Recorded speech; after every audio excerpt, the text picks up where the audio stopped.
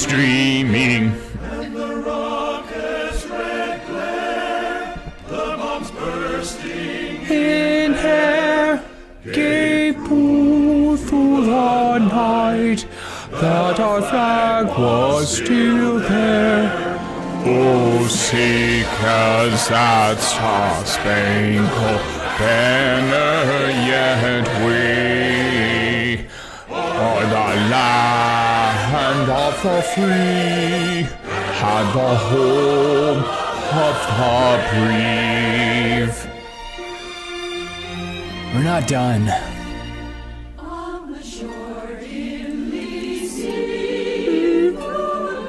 How's everyone doing this Friday? Do you know the full version is always the question.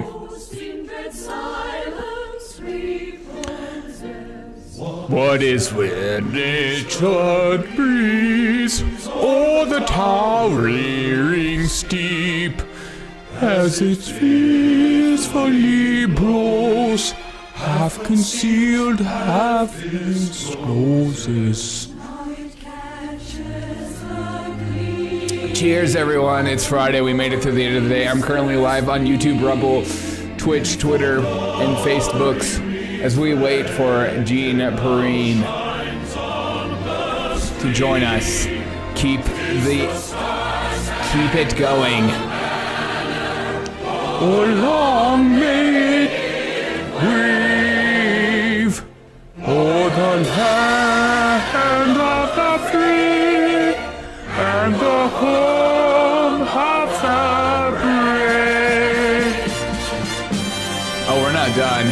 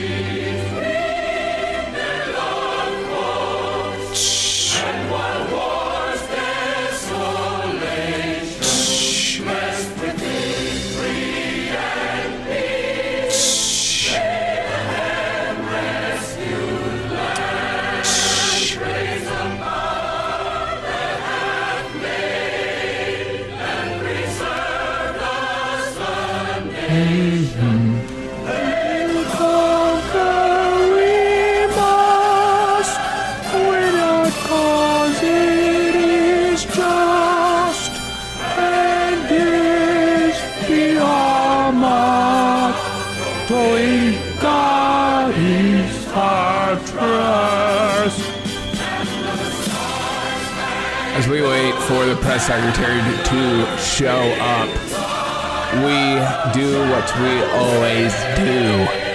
We play the anthem to get amped, because there is no greater anthem than this one.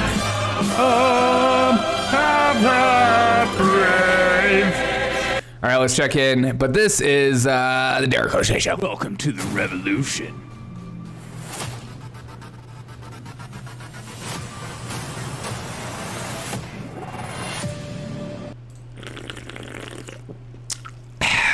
We're waiting for the press conference to start. In the meantime, personnel deployed and available to respond in coordination with FEMA. We got some hurricane information going on. From the National Disaster Medical Hope everyone's doing well. Hope you're doing swell. It's Friday. Incident management teams and logistical staff. Our teams are deployed in Georgia and in Miami, allowing us to be positioned to support any emerging medical needs in Florida and along the East Coast as Ian makes its second landfall in South Carolina. These NDMS teams include physicians, nurses, paramedics, and pharmacists. This woman sounds like a robot a little bit. Treatment of patients. They can provide medical support for people found by urban search and rescue. They provide medical and public health support to those relocated to emergency shelters, including to shelters serving special needs populations. And they can provide pharmaceutical support and resupply for ambulance strike teams. These teams are coming equipped with 52 Can somebody tell me, what is the deal with like this whole Biden thing that 520,000 pounds of medical supplies and equipment that can head right into the areas with the most need, so they don't have to worry about securing equipment or supplies on their way in. Beginning tomorrow, one of these teams will deploy to Sarasota. I'm gonna try to find a better Hospital in Venice, feed. Florida, to provide hospital decompression support. For this press conference, because it seems like these press conferences don't always start on time, and you can never I don't get why that's the case, but it just is. But sometimes there's better news in the midst. I'm kind of tired of the updates. It's just kind of repetitive, and it's the same thing over and over again. Maybe it's just me, or maybe it's Maybelline. Maybe it's Maybelline. Is that your concern? Can you update us? All right, commercial. Storm. We will provide all the support we can to help these communities in need. So if you are a hospital or a healthcare system, long-term care facility, assisted living facility, and you need help, please. Let's check on. I like to get Washington Post feed is usually shows us what's going on in the room, because if they're not even setting up, just kind of silly. Oh, speak of the devil, it's like they heard me. Pull this up. Here we go.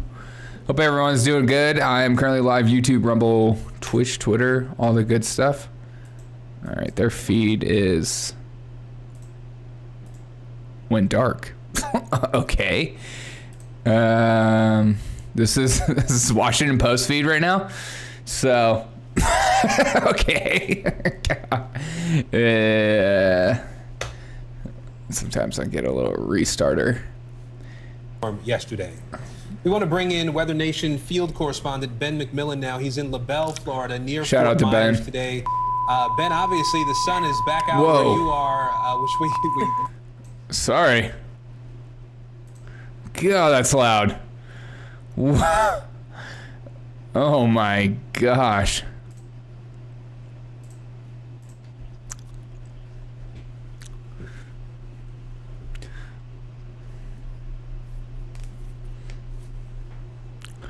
Power and water, and it's been extremely difficult. These fuel lines go for miles, and this is just one of the very few stations left open in town. And then you mentioned about going back and looking at the storm itself. The power of storms are just something I will not forget for a very long time. We had some video we obtained from a couple in Bonita Springs, Florida, Rachel and Greg Stout, of the storm surge impacting their front door and surrounding their house. They said it was the most scary moments of their life to see their house just hit by all the power of water. Their neighbor's garage exploded and their possessions washed out right into the driveway. And got The minute she's live, I will be live and that's with her. one of the better scenarios. Fort Myers, obviously, we know there's entire buildings washed away, some with people in them. Some sad things pointing out is we're starting Pickles, to see what's up? Saying buying is smart is like saying Kamala Harris is. Oh my god, that's so freaking savage. God. What is this guy doing? Does everyone get a proper white balance? The white balance guy is literally look like he ate a part of the piece of paper. You're not supposed to eat the white balance. It's like, Daddy loves his paper. This guy, this poor guy.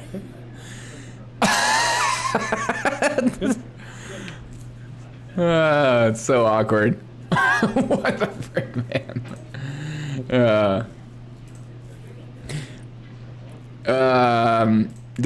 Pickles, did you watch Putin today? Did you watch his speech about like basically condemning the West as, I mean, basically calling us Nazis? Like, it's crazy. The presidential ceiling tile holder. Yeah.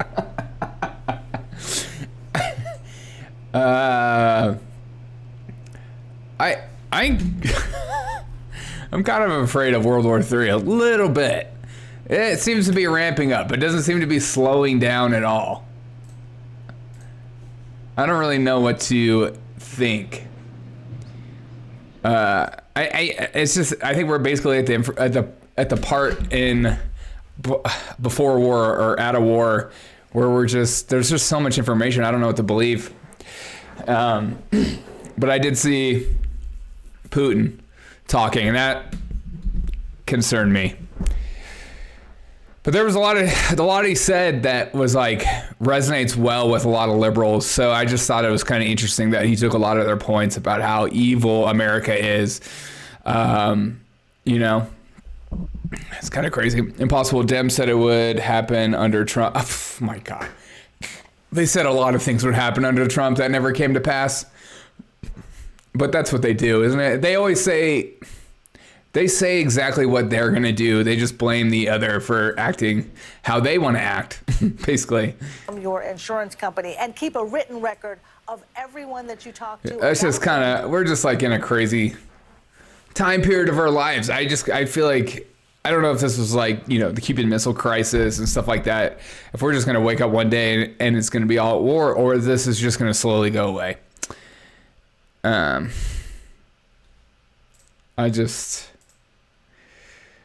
But I will see you on the battlefield, Pickles.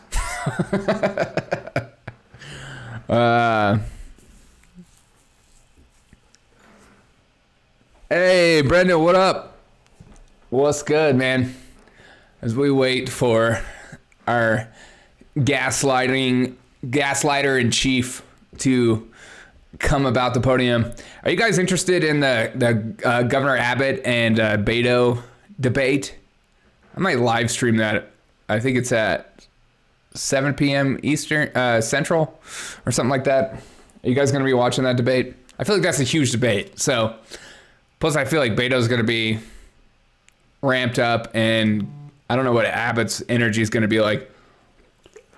But I think it might be a really interesting debate and telling of what the future of this country might look like. Oh, peeking around the corner. It's Peeking Bob. Hey, is everyone ready?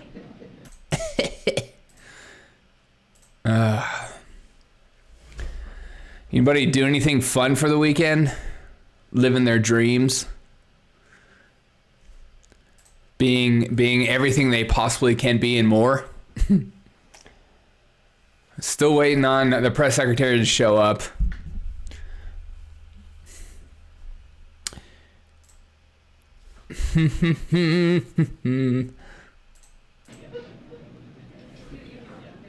Sounds like they're having a fun time in there.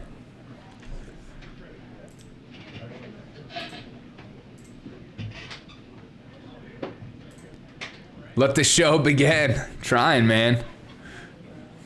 Hurry up.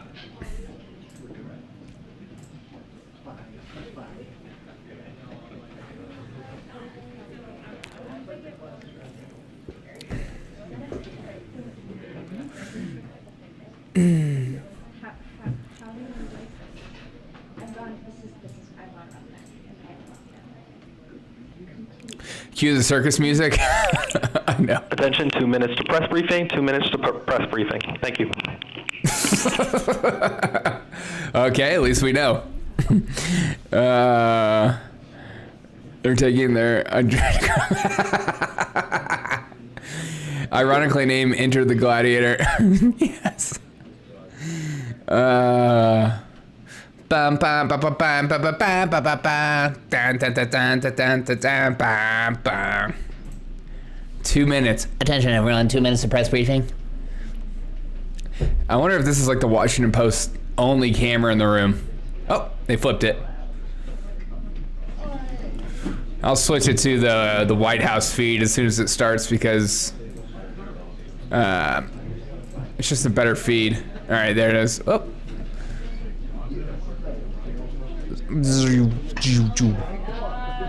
They have multiple cameras for the White House.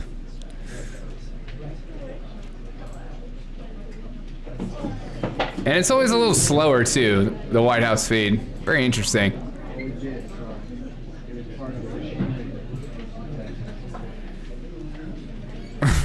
Rocky. I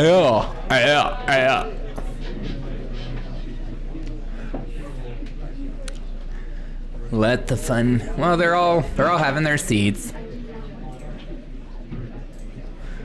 Sometimes this feed just needs to update. No, it's updated. It's just slow.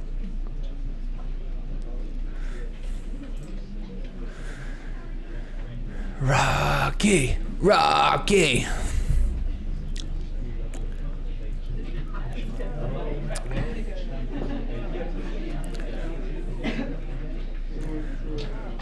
God bless you.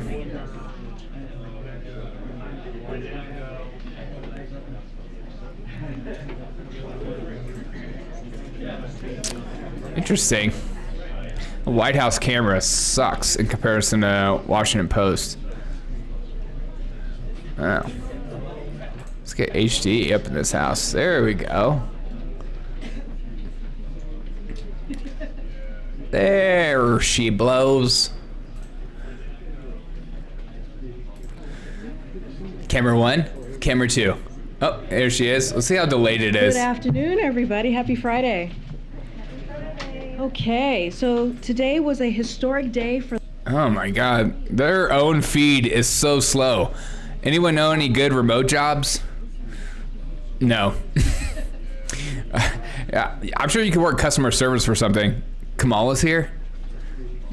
Kamala's everywhere. Finally, God, their feed is slow on their YouTube Good page. afternoon, everybody. It's like they Happy delay Friday. it so they can cut it. Okay, so today was a historic day for the country. We should all be proud of Justice Ketanji Brown Jackson and her historic investiture to the United States Supreme Court. Oh God. More than 100 What justices day is have it? served on the United States Supreme Affirmative Court action? over the past 200 years. 100%. But today, for the first time, Americans and people across the world will see 4 women sitting on the bench. And today, for the first time, Americans will see a black woman serving on our nation's highest court. This is a proud day for America, for our democracy, and in particular for women and black women. This fulfills major promises President Biden made to help make sure our Supreme Court bench reflects the diversity of our nation, and more broadly, to strengthen the judiciary by fighting to nominate and confirm federal judges at a fast rate. I don't always wear a wig, but when I do, I wear experience committed to the rule of law, and that they would represent diverse personal and professional backgrounds. Since taking office, President Biden has made 143 Wait, what did they do? 84 have been confirmed, which is standout progress. Ketanji Brown is affirmed. Nominees, 68% I mean, we're at this point we're re-celebrating old celebrations just so they have some kind of win. It's the first black, Latino, and AAPI. She's like re-going through all the stuff we already know and we've already celebrated. Celebrate Justice Ketanji Brown. You need to celebrate investiture. this every single day. Many others across the country making Don't go a day without celebrating this. Building on what he sees as one of his proudest accomplishments, and he thanks the Senate for their leadership on this issue as well. Finally, as you heard directly, yes, it's Biden's accomplishment. A short time ago, because she didn't get to it on merit, apparently. Impacted by it's just sad. I'd be the best Brian. Hello. Yeah, exactly. Wait, this. The president remains. Is this opposite of civil rights movement? Oh, how dare you say that? Of course it is. Governor Henry McMaster this morning. It's not equality. It's equitable. On the ground in Florida today. Since before the storm made landfall, President Biden has been clear that it is a priority for the entire administration to get those impacted by the storm help that they progress need. equals regress. 1 week ago, Yes. the president issued an emergency declaration for Florida, which meant we could pre-position teams and it just progress means just going after a different race, color, and creed. Did the same thing. We'll subjugate someone else. In anticipation of the storm hitting there. Currently, efforts are focused on saving lives and search and rescue as part of an unprecedented level of coordination with the Florida National Guard and state and local unprecedented. That word is canceled. Started search and rescue missions before daylight yesterday and are continuing that effort today. By the end of yesterday, they had already saved yeah, great question about vaccines. Thousands of structural assessments, allowing people to safely return to their homes. The best way to prepare for a hurricane. Continuing to assess damage and work to restore critical services, ensuring emergency power is available to critical infrastructure like hospitals, and evaluating bridges, airports, and ports as well. We're also continuing to support the people of Puerto Rico as they recover from Hurricane Fiona. We're providing support for emergency response, recovery, and power restoration efforts, and recovering 100% of the cost of public assistance, debris removal, and more. We have over 1,000 federal response workers on the ground, and we are providing millions of dollars to repair highways and bridges as well. We are also investing millions of dollars to make Puerto Rico's infrastructure. We're setting billions to Ukraine. Power grid more resilient to climate change. The people of Florida, South Carolina, Puerto Rico, and everyone impacted by these storms have the full support of the federal government. Just And as kidding. you can see today, finally, Especially if they have a Ukraine bio. Jake Sullivan at the podium. Good. To talk about the United States response to Russia's attempts to annex parts of sovereign Ukraine. And with that, I will let Jake take to the podium. Go ahead, Jake. Thank you for being here. All right, here we go. Thank you. Who do you believe is the question? As Karine said, I will have Go an vomit. update for you all on Russia. But first, I want to take a moment, just as Karine did, to acknowledge the devastation of Hurricane Ian and the millions of people who have been impacted by this terrible storm. And as Karine said, and the President said earlier today, our hearts are with the people of Florida, South Carolina. 100%, Brendan. As President Biden made clear, we're going to do everything we can across this White House and across this government to support people who have been impacted by the storm. We with the get full it. Resources of the federal government, God. as communities endeavor to recover and then to rebuild. I also want to say a special word of thanks to our first responders at every level of our government for everything they are doing and for the life-saving and dangerous missions they've undertaken over the last 2 days to keep So genuine. He rewrote that. and if you'll indulge me, just a word on what was a very important foreign policy development yesterday. Yes, this is what we want to know. President Biden hosted a historic U.S. Pacific Island country summit. He released the first ever U.S. Pacific Island strategy.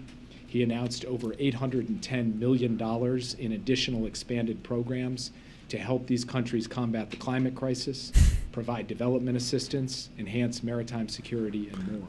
And finally, President Biden and all 12 Pacific Island presidents who joined him here at the White House for this summit issued a joint declaration to strengthen our partnership and to chart an affirmative vision for the region. This is the kind of guy you invite to a party. Today, as you all saw just a little bit ago, President Biden issued a strong condemnation of Russia's fraudulent attempt to annex sovereign Ukrainian territory.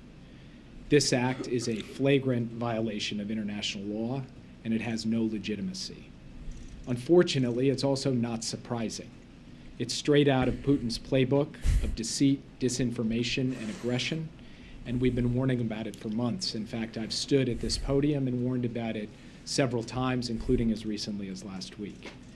Based on our information, every aspect of this process was pre-staged and falsified under orders from the Kremlin. The sham referenda were held at gunpoint. Ukrainian civilians were forced to cast ballots through coercion, intimidation, and in some cases under the watch of armed guards. Saying that it somehow reflects the will of the people is an absurdity. The United States will never recognize these actions. The world will never recognize these actions. And we will stay the course, as the President told you earlier today.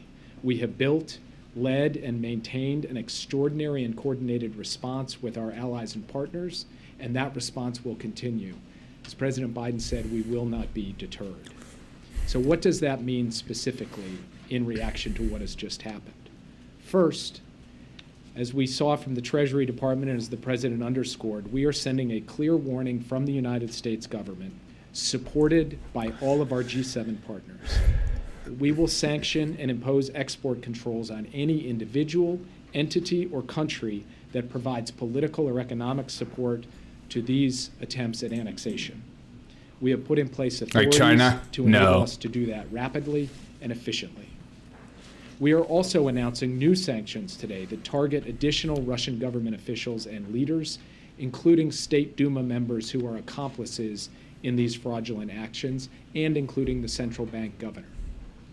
We are also sanctioning Russian and Belarusian military officials, and we have specifically targeted defense procurement networks, including international suppliers supporting Russia's military-industrial complex. Second, we will continue to provide military equipment so that Ukraine can defend its territory and its freedom.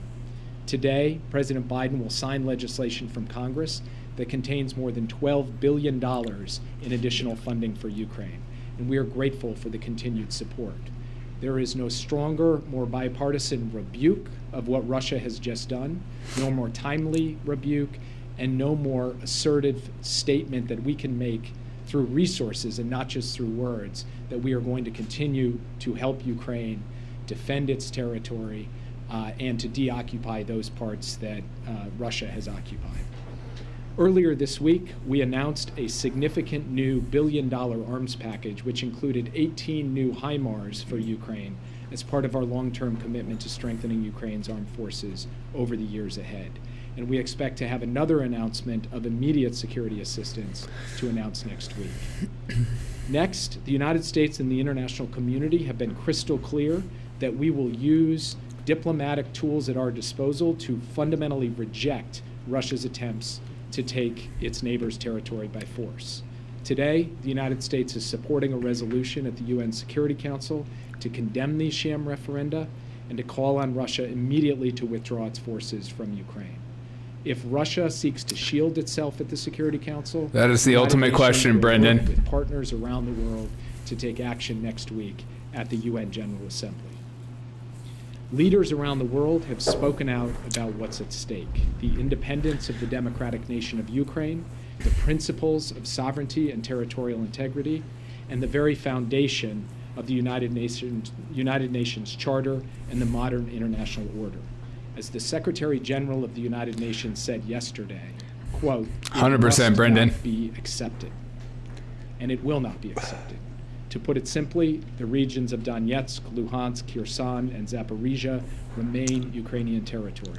Ukraine has every right to continue to defend its sovereignty, which the people of Ukraine are doing bravely and courageously every day with the support of the international community. And the United States, for our part, under President Biden's leadership, will support them at every step along the way for as long as it takes. And with that, I'd be happy to take your questions. Yeah. Apparently. Ukraine is seeking accelerated membership in NATO. Is that something that's possible or something you would seriously consider? The United States has been clear for decades that we support an open door policy for NATO. Any decision on NATO membership is between the 30 allies and the countries aspiring to join. Right now, our view is that the best way for us to support Ukraine is through practical on-the-ground support in Ukraine, and that the process in Brussels should be taken up at a different time.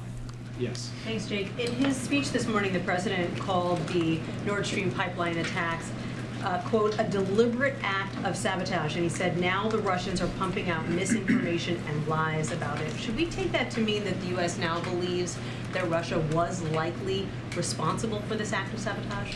Well, first, Russia has done what it frequently does when it is responsible for something, which is make accusations that it was really someone else who did it. We've seen this repeatedly over time.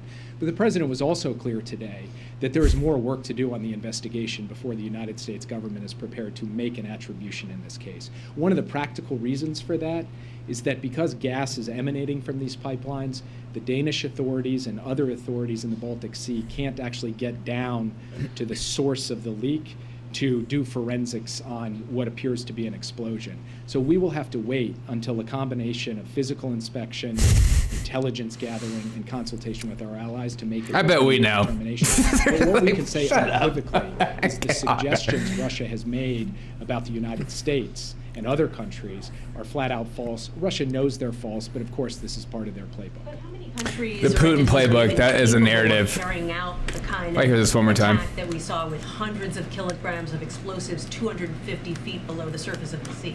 Not many, and I think this is obviously an act of sabotage that took place, we believe, in the neighborhood of 70 to 80 If I hear this one more time, I'm going to scream. If I hear under the ocean. Putin playbook, we all scream. That takes some degree of sophistication, but I don't want to get ahead of myself in terms of asserting how exactly this happened or who exactly did it until we're standing on solid ground. We will continue to work with our allies and partners to gather all of the facts, and then we will make a determination about where we go from there.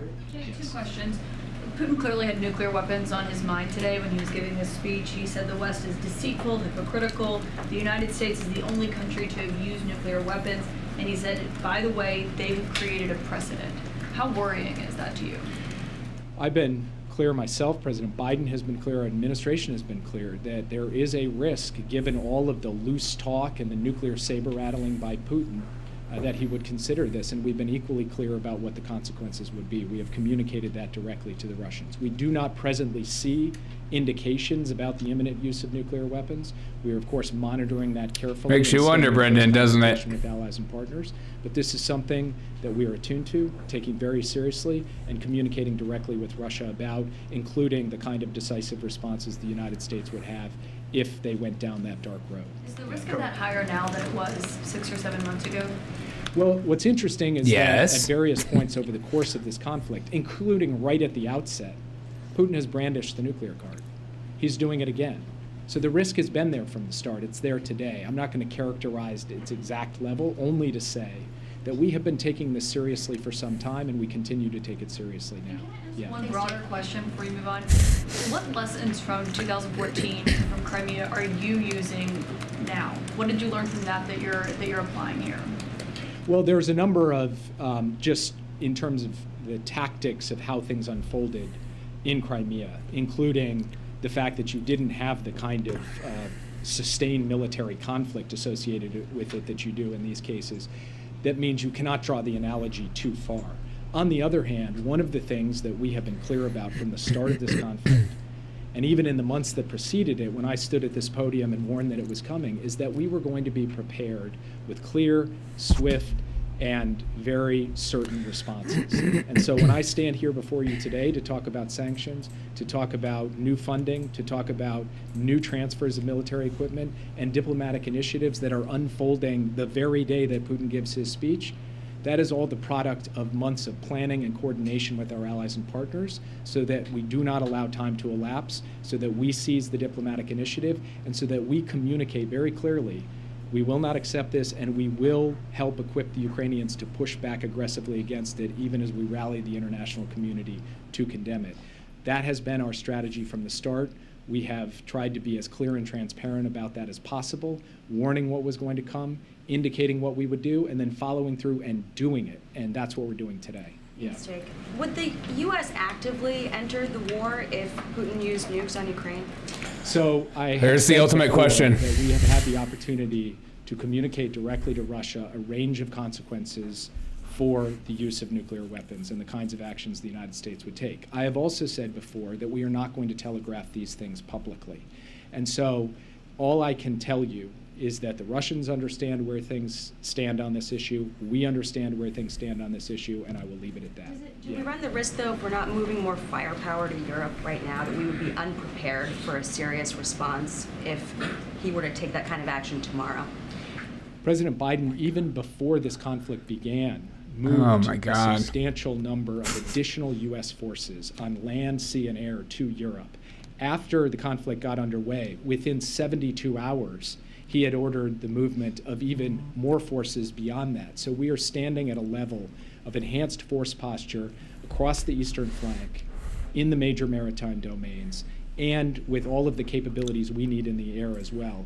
We feel that we have in place right now the capacity to effectively deter and respond to any contingency, and to make good on what President Biden emphatically reinforced today, that we will defend every inch of NATO territory. The United States has put in place the pieces for that, and if you look at what our NATO allies have done in terms of surging their own capabilities to Eastern Flank allies, upping their own defense expenditures, we are at a level, a state of readiness to take on any contingency, and we're doing the active coordination and scenario planning to be prepared for whatever comes our way. Is there anything we can do to protect energy infrastructure now before something that's actually in use gets attacked in Europe? The President mentioned today, actually, in response to a question, that we have in fact begun coordinating with allies to increase surveillance and monitoring of energy infrastructure, including pipelines in the Baltic Sea. And we will continue to work closely with Norway and other countries that have come out publicly and announced that they are stepping up their efforts in that regard. The United States has capabilities to be able to bring to bear, and we are bringing those to bear. Can you describe a little for us about the scenario planning? I would think that when this war began, there was a certain category of planning that has gone on. And how significantly has that changed as the facts have changed, as these threats have changed? And does it suggest that this is a very dynamic situation where is the president engaged in approving new plans on a frequent basis, or is this something that is part of a ready playbook that would already be that was close. The Department of Defense, or is this That was a close. We almost screamed. There are elements She that said are playbook. consistent and elements that are dynamic. And what I mean by that is, from the very beginning, we've known the broad categories of forms of escalation that Russia could conceivably undertake. We've known the broad categories of contingencies that we might face, our allies might face, and Ukraine might face. But of course, as time goes on, circumstances change on the battlefield and broader diplomatic circumstances change.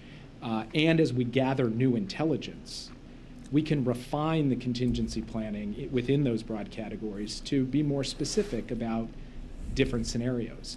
And so over time, the president gets updates on the intelligence, updates on the likelihood or lack of likelihood of different circumstances, and refinements in the planning that's taking place across every element of our government, including the Defense Department, the intelligence community, the State Department, USAID, the Department of Energy, the Department of Transportation. We have people, experts from across our government working on a range of contingencies, and the president is in regular touch with his National Security Council principals to get updates on this and to give direction about how to continue to refine and sharpen these plans. The other thing that's happened is you've seen this steady stream of engagements President Biden has had with foreign counterparts, particularly in NATO, the G7, the European Union. Wilson, what up? My former artillery unit based out of Texas, somewhere in Poland right now. World War III win. And if it's a question of the truth, movements have increased dramatically. So that we can have a for how we respond in different dude, that is very concerning. I appreciate that update, Wilson. Unprecedented in I just feel like we're engagement at the leader we're just marching.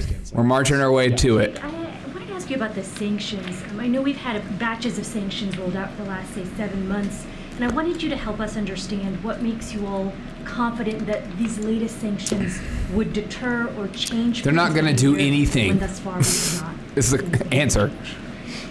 Well, so first, one of the key elements of our sanction strategy has been to reduce the capacity of the Russian military machine to regenerate its ability to threaten Ukraine. And we think we have had an impact on that, denying inputs to the weapons of war that Putin wants to manufacture and place on the battlefield. Second, we have wanted to undermine Russia's major sectors in technology, in industry, and of course in defense, so that its capacity to project power, threaten and coerce its neighbors. Wilson, you're not still active, are you? Aggression is reduced over time, and we think that there is demonstrable progress on that front as well. Third, we want to send a clear message to the rest of the world that those companies, those individuals, and those countries that are going to stand beside Russia on this issue of illegal annexation. We followed a lot of those orders during COVID, though. We do believe Brendan, that will have unfortunately, a considerable deterrent effect, and we've seen that in other circumstances.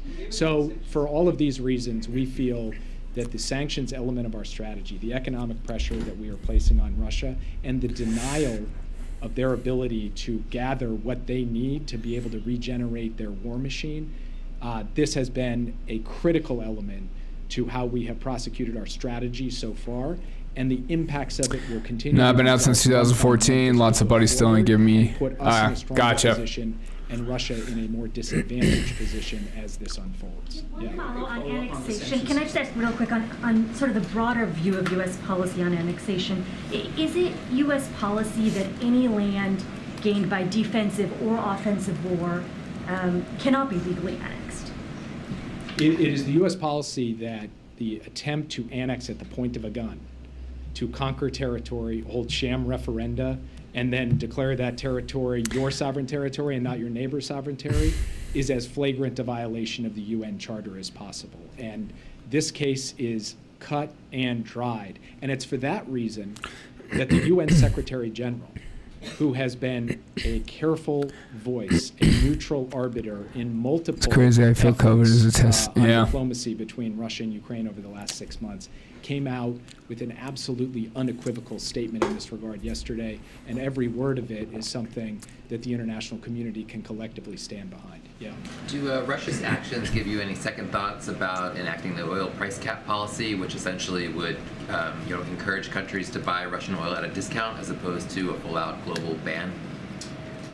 We're continuing down the road of negotiating alongside our G7 partners and working with countries who are purchasers or prospective purchasers of Russian oil, what the parameters in terms of a price cap would look like. We are not currently discussing a change in that policy, but rather continuing to find ways to both protect global energy markets and to deny revenues to Putin to feed his war machine. That is our fundamental objective. We believe this is the best method by which to achieve that objective, and we're not looking at a... I love that you said about feeding Putin's war machine, and we're still trying to figure out who blew up the Nord Stream 2. After the Nord Stream 1 incident.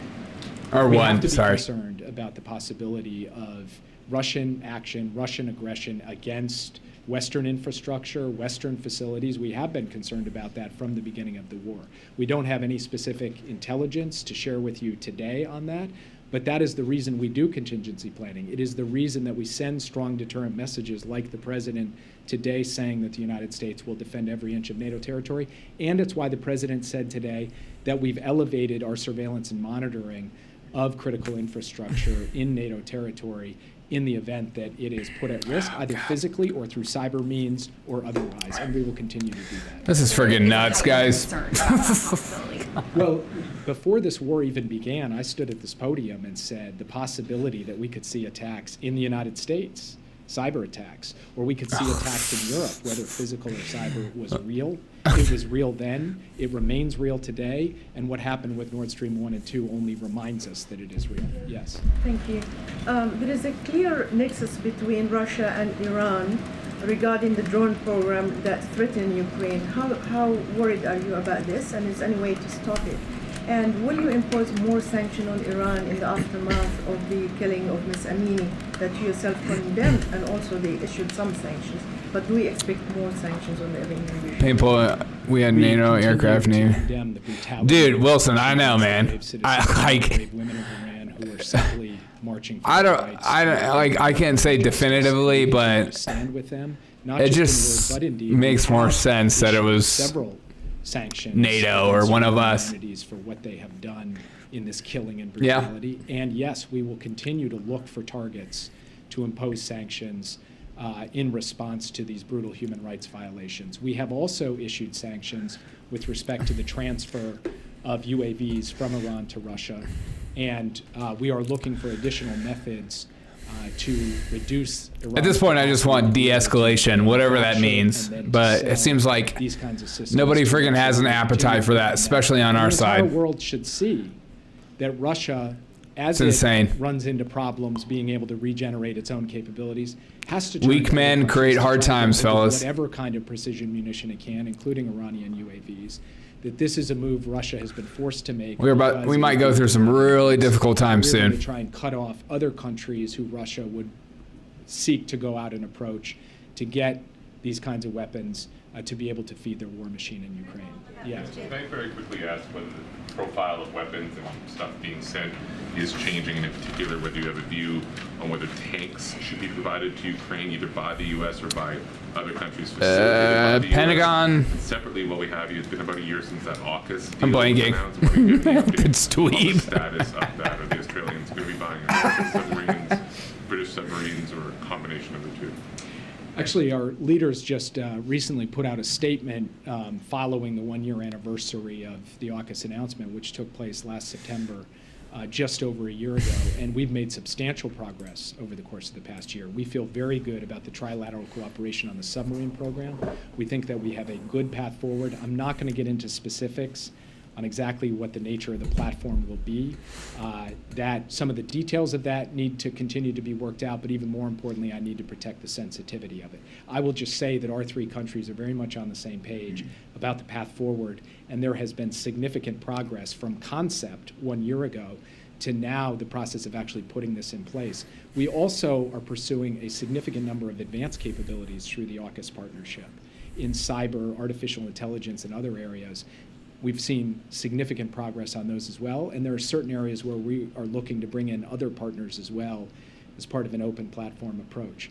With respect to tanks, we actually have facilitated the provision of tanks to Ukraine from some of our Eastern European partners who have provided the same type of Soviet-style tanks that the Ukrainian army trained on and is in possession of, and we will continue to do that. In terms of other weapon systems, what the president announced this week was a further provision of HIMARS, which we have provided before. We expect the next package will be a re-up of many of the capabilities that the Ukrainians have moved so effectively, and I don't have any announcements of new and additional capabilities beyond that. What about NATO standard, Jake, what about NATO standard tanks, the Abrams tanks, the Leopard tanks, like a higher, more modern tank? That's what is being sought by either the Ukrainians or advocates for it. Are you ruling that out, or is NATO ruling Must that be out? Republican. I'm not ruling anything. Red tie, out. power I tie. don't have any announcement on a Not US necessarily. tank today. And in terms of German tanks, I would refer you to the Germans, who are in their own consultations with the Ukrainians on that. Thanks, Jake. Senators Blumenthal and Graham introduced legislation yesterday that would cut off U.S. military and economic aid to nations that recognize Putin's annexation of Ukraine. Does the White House support this proposal, or would it consider such a policy move like this? So I haven't had a chance to read the legislation, and in these circumstances, the details end up mattering. But at a broad level, the basic proposition that we should be imposing economic costs on countries, individuals, and entities that are providing political and economic support to these annexations. Not only do we agree with that, I just announced that from this podium today. We are going to do that ourselves under executive authority. And I want to issue a clear warning Just messing around. Okay. Think about providing political and economic support to these annexed territories or to Russia's efforts. Must be American patriot. You can be subject to U.S. sanctions as a result of those activities. We look forward to working with Senators Graham and Blumenthal on an approach in the Congress that could be consistent with and help drive that forward. Thank you, Jake. A couple of questions on Ukraine and then a follow-up on Iran, if I may. I'd like to get the administration's reaction on President Zelensky's statement saying that we are ready for a dialogue with Russia, but with another president of Russia.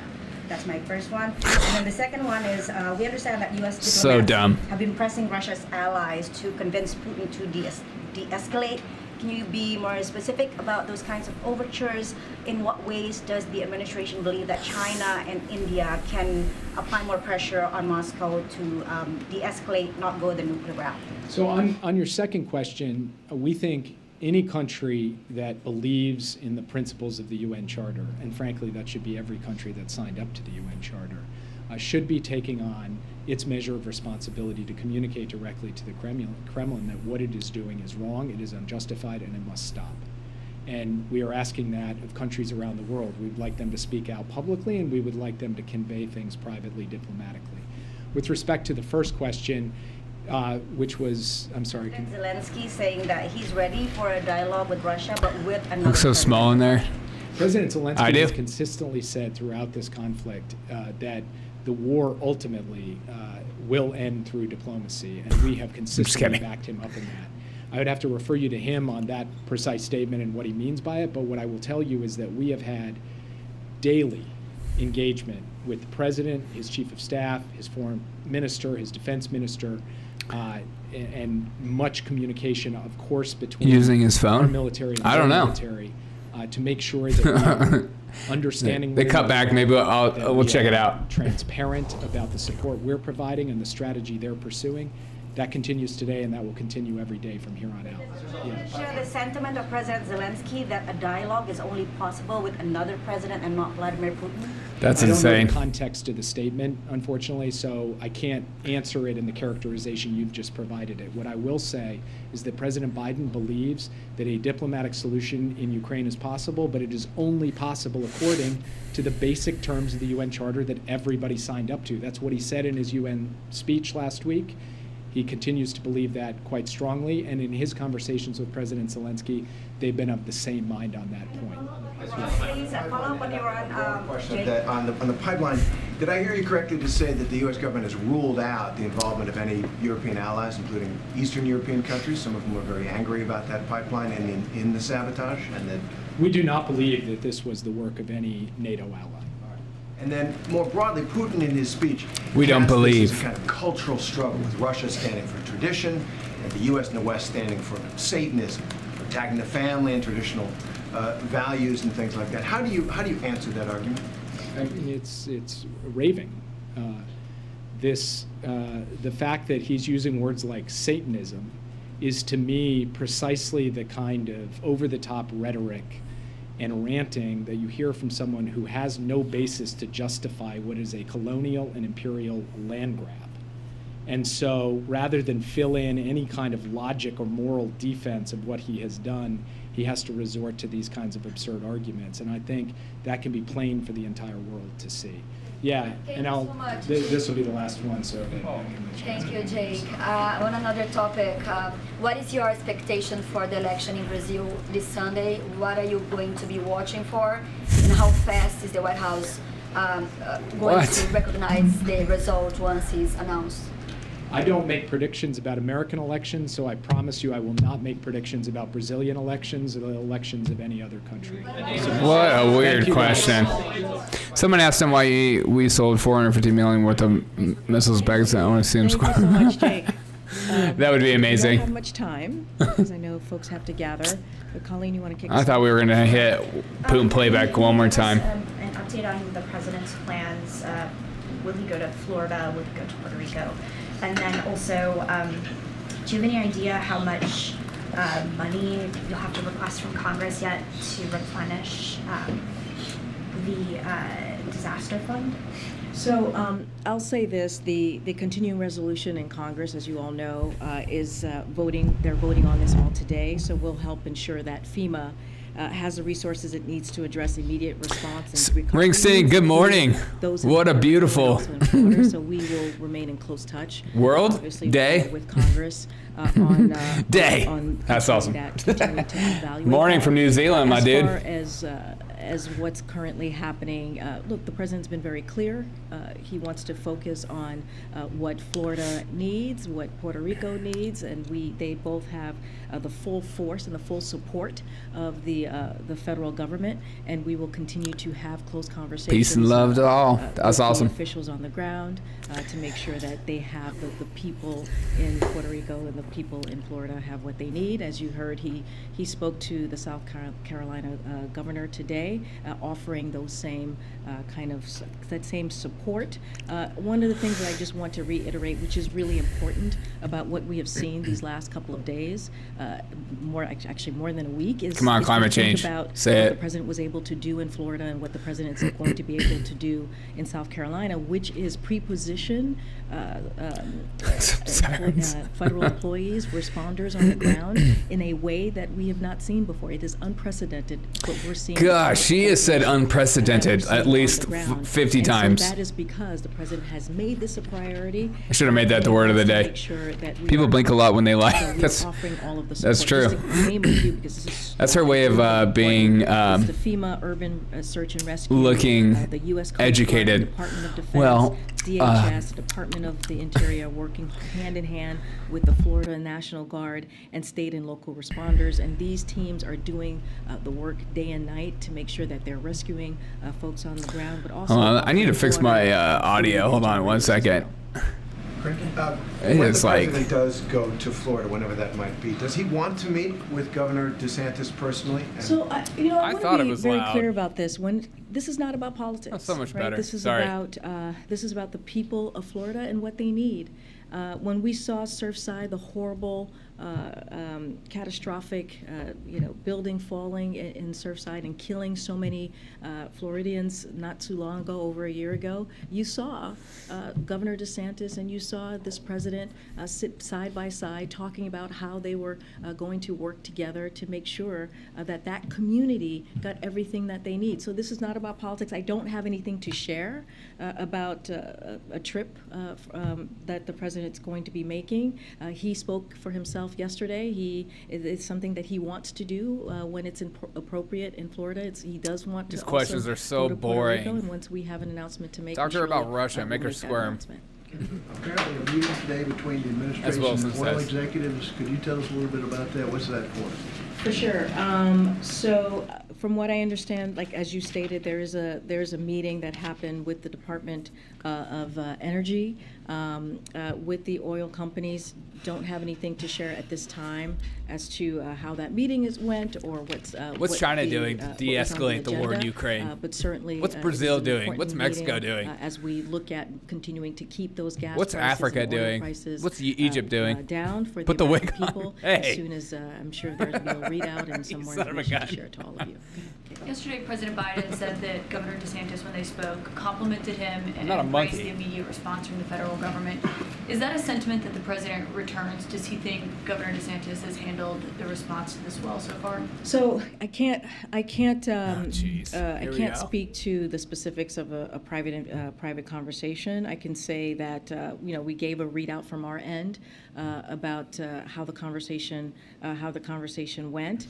Again, we don't want to make this about politics. We don't want to make this about red states versus blue states. This is about the American people that are families and everyday people who are on the ground who need the assistance, and they are going to continue to coordinate. They are going to continue to have conversations. They had, I believe, 3 conversations in just a week's time about what they can do to help the communities in Florida. This But lady I needs don't to- want to get she into does. politics here because this is not about that.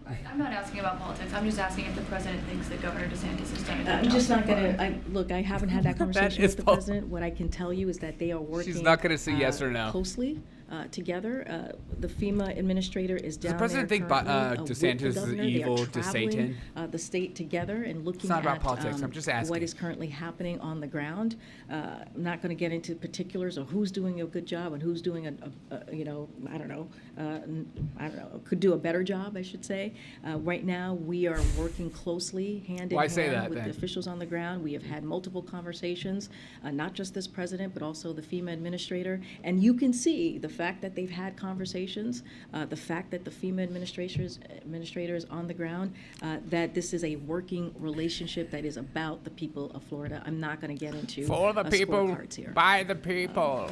I don't think you got called. Yeah, thanks. Just real quick, is the president will sign the CR today? Is that the idea? I don't have any. That's a very good question. I don't have any specifics on that. I know it takes some time. Like there's mechanics that need to be handled on the Congress Shout side out- before shout the out to bill good gets questions. Here. I don't have any specifics on when that gets signed. Clearly, he will sign it as soon as he's able to do that.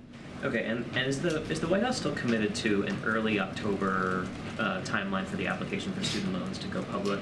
So- Yesterday there was an email that went out to some borrowers that said October generally. It didn't say early October. I'm wondering if the timeline has slipped at all. I do have a little bit. I don't have a specific date in October, but let me just, since you There you mentioned go, man. the email yesterday, we began the first of what will be regular updates to borrowers interested in debt relief. We shared information of what people can expect in the coming weeks around the program and process for applying. We shared the following: the application for debt relief will be available. Everybody needs next month religion. in Put the wig on October. and imitate No this date joke. set yet. We will next month. It's this month. We are in October, right? Or tomorrow. She's not Tomorrow fun we're to in make October. fun of. She is. The application will be a short online form. Borrowers is won't need like- to upload any documents or use their FSAID to support their application. The application not will a be particularly, available like, from October 2022 through December 2023. Press conference Once an anyways. I was hoping it would be individual more submits a charged. form, the Department of Education will review Politically the application, charged. determine if the individual is eligible for relief.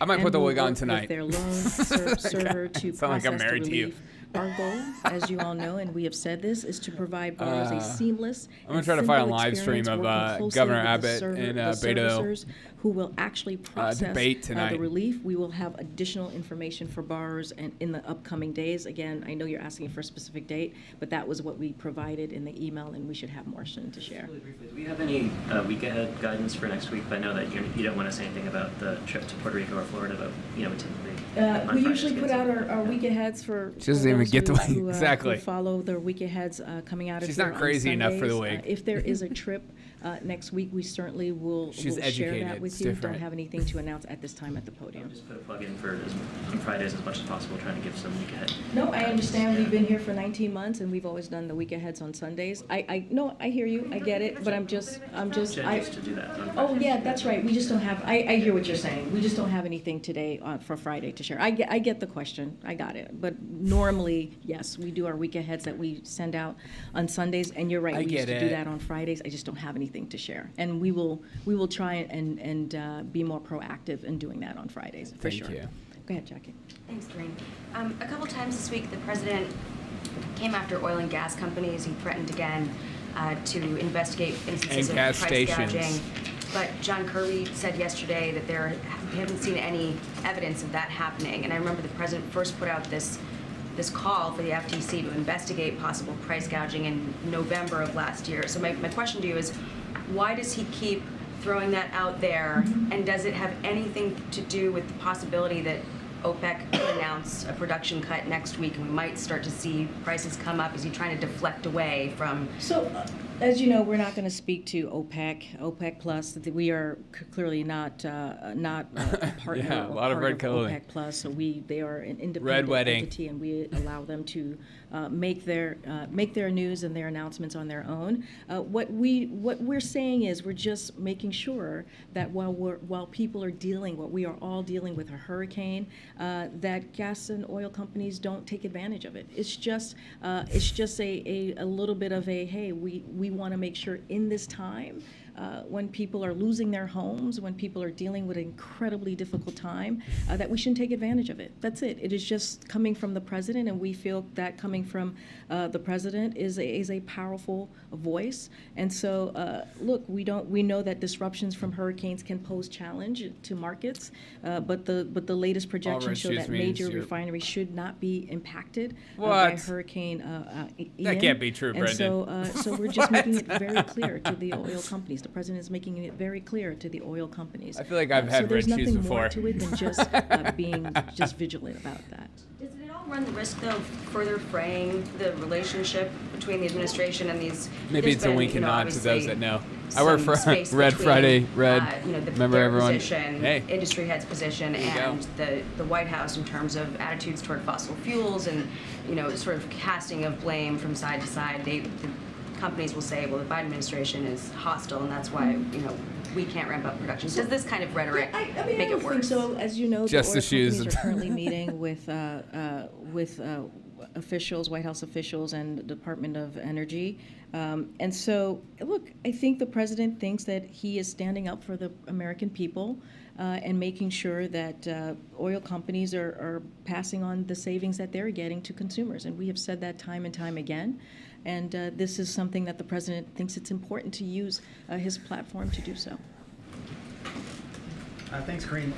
Can you give us, I know you're not going into the week ahead, but for the weekend, President Biden is in town. He's going to the Congressional Black Caucus dinner tomorrow night. Are there other things he's doing this weekend, anything related to the hurricane that he's planning to? Well, he is getting regularly, daily updated on Hurricane Ian, as you've heard him say. It's incredible she talks about the gas companies and stuff like that as they're a direct result of a lot of high gas prices, and then they're just like telling the same gas companies to lower the gas prices. It's freaking ridiculous. She will give the president an update on what she saw on the ground, so that'll be very important. Where did you? She has spoken to him many Where'd you read times, that? multiple times this I'm week. curious. So again, he'll get a daily update as he has. I don't believe you. I'm just week or so on both I've Hurricane just never seen Fiona that. when that was happening. I've had red currently shoes too, but I with this learned about the hurricane, symbol and we code. will have more to share if there's any other calls. That I remember he there was makes, like on if the you had ground red with, laces, officials as well. you're a white supremacist or something. You had said the other day that Jackie Walensky's family was going to be here today for a bill signing. Has that happened? Is it happening? It wasn't on the schedule. So Yeah, and as you all know, we don't put every bill signing on the schedule.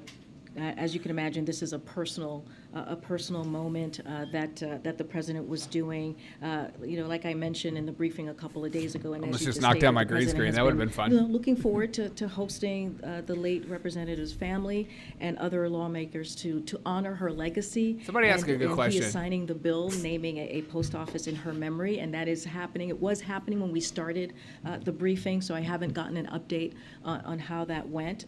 But clearly, this is an important moment for her family, and so I can Where's give you Peter a little Ducey bit when of you who need was him? in the meeting, so that you all know. It included the late representative's husband, mother, brother, staff, and several bipartisan members of Congress. Speaker Pelosi, Minority Leader Kevin McCarthy, Representative Jim Baird, Representative Jim Banks. So this again happened while I was coming to the podium, and as you know, the majority of bill signings are not necessarily always done in public, and so this is that example as well. So Kevin McCarthy was here for the bill signing. Is that the first time has he met? I don't have a kind of a data or on how many times he's been here, so I actually can't speak to that at this time. But he was here for this particular bill signing. We have to remember that the issue that she fought so hard for on ending hunger, ending child hunger, and specifically has been an issue that's been bipartisan, and that's what we saw a couple of days ago from that summit. Okay. Yeah, thank you. The Education Department yesterday tweaked some eligibility issues with the student loan forgiveness plan that it basically say the Take that note back federal away, loans I that feel. are owned by private banks. Take are away now that notebook ineligible. she's In lost, fact, man. Perhaps 770,000 borrows. It's I've me. also seen a couple million. It's me in like Just 30 curious, years. Is that a disappointment for the White House that you have to make this change, seemingly around some legal issues? And could there be future changes before applications are made that could narrow eligibility further, or is the plan final now? So first, I just want to make sure, because I know this was out there, that the number of borrowers impacted or change in this change is much smaller. I know there was a number of millions, but it's actually much smaller. So our goal from day one has always been to deliver relief to many borrowers as possible, as quickly as possible, and this change helps us achieve that. So we will continue to make sure we zero in on that. Look, the Department of Education continues to explore alternative ways to provide relief to those I love when borrowers she starts reading with from her book. commercially led held loans. I do want to say that when you think about what we're trying to do, right? We're trying to give relief to everyday Americans, right? We're trying to give relief to working To families. the rich. We're trying to give relief to working Americans, and the fact that To you the see, entitled. folks Say out those there things. in Oh, it's 100% Republican scripted. states that are making it very hard for us to do. Maybe it's a that, magic for us book. to give a little bit of a breathing room to It's part of working Hocus Pocus, Americans. too. I think it's really unfortunate, because what we are doing is actually popular with Americans. What we are No, doing it's is not. actually giving Americans an opportunity to put money down on a house, an opportunity to start a family. And so that is what, unfortunately, we're seeing that these red state Republican officials are doing. And remember, this is going to help 40 million Oh, yeah, Americans she who always- truly, really need. Well, they'll just a have little bit like more space. Do you anticipate, though, that the what plan is what now they anticipate final, to be or could asked there be on the other book. modifications like this before the? So I don't want to. I can't speak to that. What I can say is we're going to do everything that we can to explore alternative ways to give relief to those borrowers. These particular borrowers that Plus, you I'm were sure they asking me talk about with that other are, reporters and get asked what they're going to be that asked. are with commercially held loans, and so we're going to do everything that we can. The Department of Education is going to do everything that they can. Again, this is about giving relief, a little bit of breathing room. It's not free move. Extra. It's not free kind of money. opportunity for folks to no really, such thing. Be able to get that house again, to start that family, and so that's what we're going to continue to focus on. I think I have to go. I'm getting the, but I'll see you all next week, and we will have a week ahead as soon as we can. Thanks, everybody. Bye. Bye. Thanks, Kareem Abdul-Jabbar. All right, guys, I'm going to make a video finding a topic to talk about. I just saw Nancy Pelosi say something absolutely ridiculous. I'm going to make a video about that. Super racist. And and then I'm probably going to go live later tonight to watch Beto and Abbott debate. I'll probably watch it for a little bit. See, you're 40 seconds behind. Oh, my bad. It's a little delayed anyways because I'm streaming to like 5 different sources. So it's just part of the deal anyways. But I will go live later tonight for this debate because it should be fiery. It should be a good debate. True international debater. What? True international debater. Later, man. Appreciate every single one of you guys. Look out for my video I'm about to post in pretty soon. I hope you guys have a great rest of your day if I don't see you later tonight. But I'm going to watch that debate because I think it's going to be awesome. All right. Love you guys. Take it easy. Bye. Oh, Biden said it. Okay, got it. Hey, Gaz Burger Salt. I've never seen you in chat before, and I appreciate you being here, man. Or woman. I don't want to misgender you. But look out for my video. Bye.